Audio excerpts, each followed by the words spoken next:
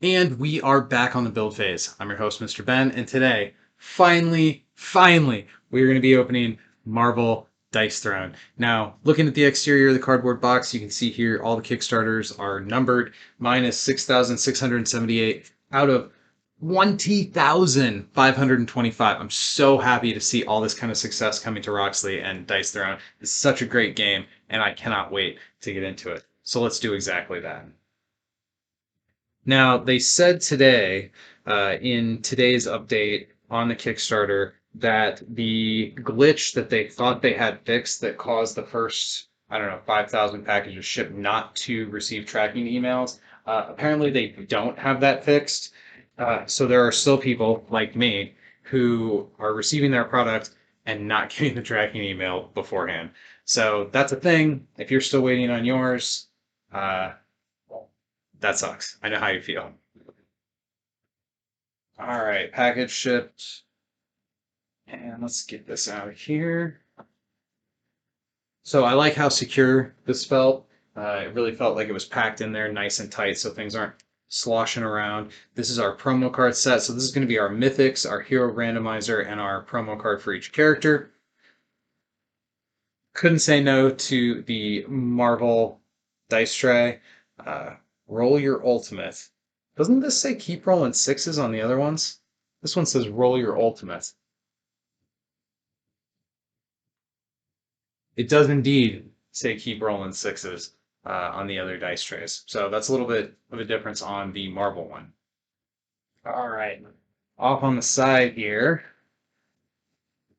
While I do evangelize non-glossy sleeves for webcam play, and the majority of my dice thrown is webcam play. I just couldn't resist how gorgeous these sleeves look. So a little bit of hypocrisy there, and it may lead to some re-sleeving before tournament events, just to make sure that my opponent doesn't have to deal with glare from the sleeves. All right, we're going to get this box out of the way, hopefully without taking the camera out. And let's take a look at the gorgeous Marvel Dice Throne packaging. So this is going to be a battle chest on par with seasons 1 and 2. Now this does not have the book page aesthetic on these sides the way season 1 and 2 do. So it is going to have a little bit of a different shelf presence, a little bit of a different look on this. And that's just part of the deal. Marvel wants things done their way. I do not like the fact that I feel stuff sloshing around inside this box. So, much like with season 1 and 2, we get a picture of all the heroes that are contained within this. We got our Champion Edition label here, uh, which in this case, Champion Edition means swirl dice, synth cards for Loki's illusions, and uh, the all metal Mjolnir token. So I think I said during the Kickstarter how impressed I was with the overall look of this packaging. That hasn't changed. Honestly, it's only more impressive now that I've got it in my hands. I'm, I'm like shaking. I'm so excited for this one. Okay, so let's dive right into this thing. Or very slowly wait for it to release, right? Now, one thing that is always true, the underside of these lids look gorgeous, and this one is no exception. Very cool artwork. Okay, so we got our silica pack. Don't eat, of course. So this is going to be our tokens as well as our rule book. Where? Okay. Now this rule book is a little bit heavier duty, a little nicer than the rule book that you get in season 1 and 2. The paper feels a little heavier duty, and this is version 1.0 of the rulebook. So I think I've mentioned in previous videos that I think this rulebook does a really good job overall in teaching how to play Dice Throne, and the Marvel edition of it is no exception. We've got our token sheets. Now I thought this was kind of interesting. These two are hinged, while these two are standalone. I don't know what the deal was with that.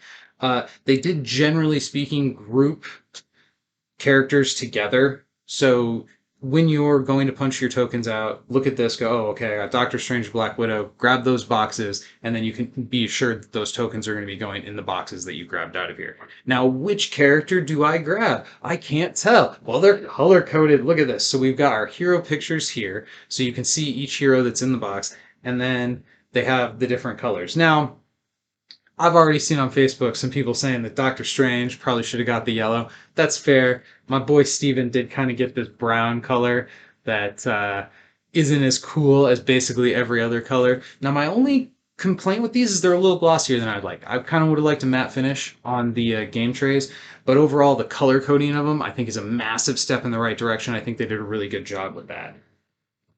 So let's dive into Doctor Strange first here. So we get a look at his character board. Always got to remember to look at the back side of these character boards because the artwork is awesome.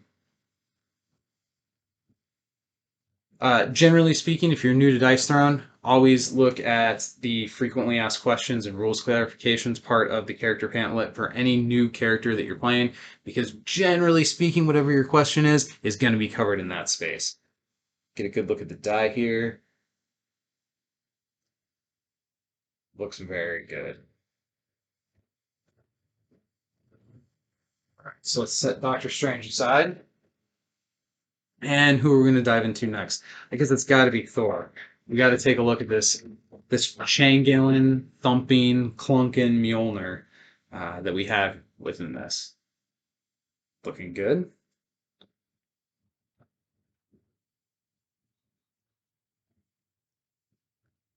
This is so silly. Oh man, it doesn't get much sillier than this. Whoever holds this hammer, if they be worthy, shall possess the power of Thor. Well, I got it right here. Uh, this is the kind of touch that I just love. Yes, this is silly. Like we don't need this. It doesn't have to be a metal hammer. And in fact, if you're not into throwing metal hammers around the table at your friends, the Thor character does indeed come with a cardboard punch out one as well. Maybe if you're playing with children and they can't be trusted with the metal hammer, I like that so much. I'm really impressed with the overall presentation of the metal hammer. I love the way it looks. Take a good look here at Thor's die. Blue's okay. I think his CP dial is very, very impressive as well. I'll probably go over all the cards for these heroes when I actually go over in depth on what each hero does at some point in the future. All right, Loki. Now, it has made me laugh. How many people have opened this thing up, felt all the different linen stock? Oh, man, I really like that one. Linen fiber cards, and gone, oh, my Loki illusion cards are made out of paper, just like everything else. No, they're not. So, for if you're not aware, the Loki illusion cards are actually made out of the synth material. It's the same thing that Roxley used for the entire game of Radlands, and you can do some pretty wild stuff with these cards, and they survive every time. Now, if you bend them all the way over and fold them down flat, they're not coming back. My son proved that with some of my Radlands cards, but overall, the flexibility on these is vastly superior to that of regular cards, and the durability has been amazing. My Radlands has seen a ton of use, and there's no color fade, there's no scratching, or really high quality stuff. Now, the drawback with these is they don't shuffle as cleanly when you've got a whole pile of them, but only having three here, clearly that's not an issue the way it is. In Radlands, you have to actually do like the bridge shuffle to try to get the cards to shuffle because they kind of don't slide in between each other. They are just a little thicker than a regular cardboard card, like everything else in Dice Throne. Still, very cool touch. I really like that they gave us this little bit of extra something. Now, looking at Loki's dice, that's very reminiscent of the Huntress, in my opinion. Green's cool. Uh, his six doesn't really pop. Like, shouldn't six be like the die face that really pops? I guess the yellow pops the most, and that kind of had to be the helmet. Uh, Very cool. So far, everything looks good. We don't have any issues with our health dials being backwards. That did happen to me in my I think it was my season 2. No, it was my season. It was my Shadow Thief. The one health dial. I got 2 left dials, and Roxley again. Absolute credit to him. I sent an email like a week later. I get a fixed health dial.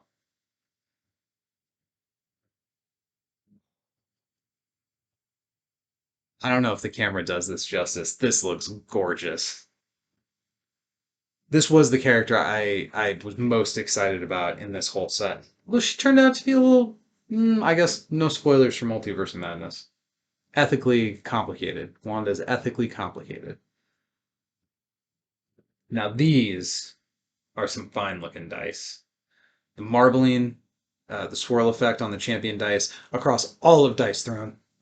All of the swirl dice look very, very nice, but these, some of the best out there. Health dial and CP dials, I mean, it's not remarkable when Manny gives us a beautiful health dial and CP dial. It would be remarkable if one of them came out looking not so great, which makes it hard to talk about this stuff sometimes because I feel like when it comes to Dice Throne, I just keep saying, "Oh man, it's wonderful. Oh man, it's great," over and over again. A little bit of a broken record, I guess. Next up, we have Miles Morales Spider-Man. Now, my first comic book that I ever read was Peter Parker Spider-Man. So to my core, Peter Parker is my Spider-Man. All of that being said, I'm a huge Miles fan, and this is a character who does not get as much attention or as much shine as some of the other versions of Spider-Man. Like, admittedly, Peter Parker's had hit more than his fair share of time in the spotlight. So while I sympathize with the people who feel like, oh, we didn't get Peter. Come on, man. Miles is cool, and we get Peter everywhere else. So I thought this was a really cool choice on the part of the Dice Storm folks. If I was going to pick a bone, it would be where's my Captain America? But of course, the exact same argument that I just made about Peter Parker applies to Steve Rogers. So, we all have our bias. uh, very nice looking board. Again, continuing no issues with our health dials. And none of these dice have that like sticky issue. In fact, I haven't seen anybody talking about getting any dice that have that sticky industrial like residue stuff on it that happened with my Battle Chest Season 1. Both my Moon Elf and Shadow Thief, it was really bad. So it would appear that whatever that issue was, they've got it solved, which good. It's a bummer when you want to play with your stuff and it comes and there's this like tacky like gunk on the dice that don't want to come off. Carol looking good. Eh, eh, it's okay. Although my bias is showing, Captain Marvel is not one of my favorite characters. So of course, all the characters that I love dearly, I'm like, oh, they look amazing. But Captain Marvel, she's fine. It's okay. I will say her health dial looks fantastic. CP dial's fine. Yeah, I bet if I was a Captain Marvel fan, I'd be more excited about this one. But overall, I think she looks good, and from what I understand, she hits real hard. Moving on to Black Panther. So this is our tank character. This is the guy who just gets punched the whole game and then explodes with his kinetic energy, and I cannot wait to try that out myself. Wow, that Panther looks really cool.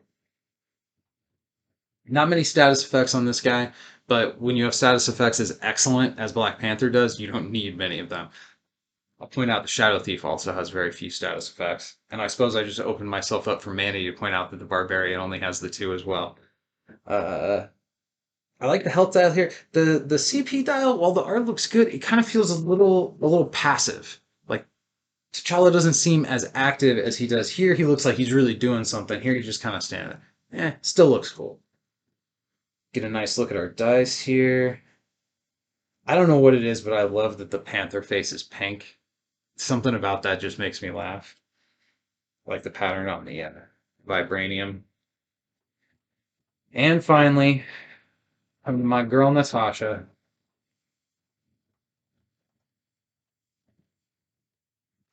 Now, since my friend Joe got his Marvel dice thrown in before I got mine, I have had the ability to play some of these characters, and this is the one that I fell in love with.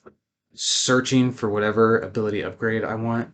I mean, not exactly whatever, but the ability to like go into my deck, pull out the cards, plant them on my board, and then have a thinner deck. I mean, like anybody who's played Magic has heard you got to thin it to win it. That looks fantastic. I like how she overwhelms the opponent's ability to deal with status removal because the time bombs just keep coming and they're like a delayed threat. So you feel like you have time to deal with them, but then they stack up. Excellent balance. Really happy with this character.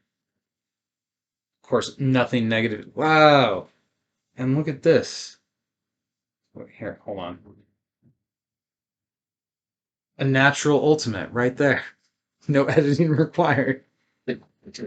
Um, Yeah, I mean, what can I say that I haven't already said about all the other characters? Everything looks gorgeous. Everything seems to be in perfect working order. I mean, I'll have to get into the cards and look through every single one of the decks, but generally when I've had like issues with other stuff or people in my playgroup have, it's been something with like a component or whatever. And overall, I have nothing negative to say about this. The promo cards look really good, just like everything else. The number of people who have come into the various groups for Dice Throne and been playing with mythic cards in one versus one, not knowing that they were intended for Dice Throne adventures, kind of warms my heart because I really like the idea of playing the game with these crazy, wild mythic cards that aren't even supposed to be 1v1. That sounds like a lot of fun. I'm also a big fan of playing with the promo cards. Now, for me, it's always roll a die, draw a card. All of my promo cards say draw a card. I never roll the six and get the good thing, but that's just my poor luck. Now, the one critique people have had about the hero randomizer cards is that these have a different back than the other hero randomizer kits. And that is totally true. In fact, I keep my hero randomizer here at my desk, and the card back looks like that. So it is unfortunate that these are different, so it wouldn't be truly random. Of course, the easy solution is you get sleeves that don't have a clear back. It would be cool if Dice Throne maybe offered us some sleeves that we could use to back these. Like we've got the sleeves with the fire dice back. Maybe we can get some sleeves with the traditional randomizer back. That would be cool. Overall, I just can't wait to get into this and start jamming some real games and doing some real testing and getting down to the meat and potatoes of which one of these characters is going to be the best, how this is going to shake up the meta, what this is going to do to the tournament scene. There's so much to explore, and I can't wait to get into it. So that's what I'm going to go do. Until next time, go win some games.